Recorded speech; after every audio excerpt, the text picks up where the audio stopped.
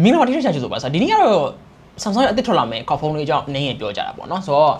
Samsung ခေါက်ဖုန်းအသစ်တွေကကျွန်တော်တို့လာမယ့် July 22 ရက်နေ့မှာမိတ်ဆက်တော့မယ်ပေါ့နော်ဆိုတော့မမိတ်ဆက်ခင်မှာထွက်ထားတဲ့ leak တွေတည်င်းတွေပေါ့မူတည်ပြီးတော့ဒီဗီဒီယိုပြောပြသွားမှာပေါ့နော်ဆိုတော့ Samsung ခေါက်ဖုန်းဝယ်ဖို့စဉ်းစားနေတဲ့သူတွေအနေနဲ့ဒီဗီဒီယိုကိုကြိုကြည့်တင်တယ်ပေါ့ဆိုတော့မနေ့က 47 Flip 7မျိုးဆက်အသစ်ဖြစ်တဲ့ကျွန်တော်တို့48နဲ့ Flip 8လာမယ်အဲ့ဟာကိုမှကျွန်တော်တို့48 Ultra ဆိုပြီးတော့ Ultra version တက်ထပ်လာမယ်ပေါ့နော်ဟုတ်ပြီဆိုတော့အဲ့ model 3မျိုးတွေကမှ Flip 8အကြောင်းပေါ့ဆိုတော့ Flip 8ကတော့ကျွန်တော်တို့ဒီနေ့နောက်ဆုံးမျိုးဆက်ဖြစ်သွားနိုင်တယ်လို့ကျွန်တော်တို့သတင်းတွေထွက်ထားတယ်ပေါ့နော်တကယ်လည်းဖြစ်ကောင်းဖြစ်နိုင်တယ်ဘာလို့ဆိုတော့ကျွန်တော်တို့ Flip မှာကျွန်တော်လုံးเสีย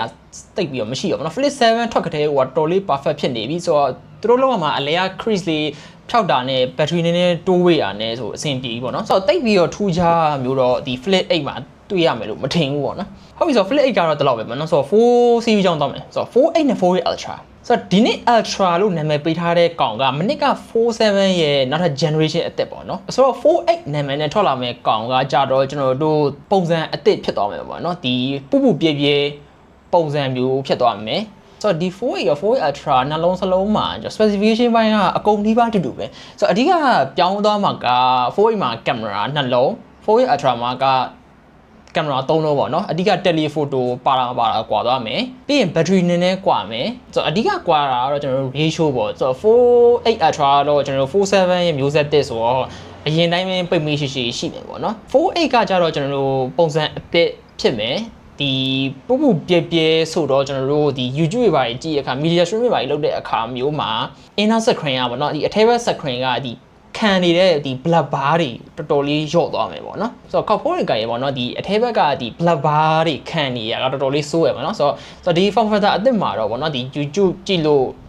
တာမန်ဒီ Samsung ခေါက်ဖုန်းတော်တော်လေးအဆင်ပြေမယ်ဆိုတော့ဈေးရတော့အရင်ကတည်းကပို့ပြီးတော့ကြီးသွားမှာတော့တိကျတော့ရှိရပေါ့เนาะဆိုတော့မြန်မာနိုင်ငံကိုလည်းဒီခေါက်ဖုန်း3မျိုးစလုံးတွင်းဖို့များတယ်ပေါ့နော်ဆိုတော့ဒီ3မျိုးစလုံးမှာကပေါ့နော်ကျွန်တော်တို့ရင်ခုန်ရဆိုတော့ဒီ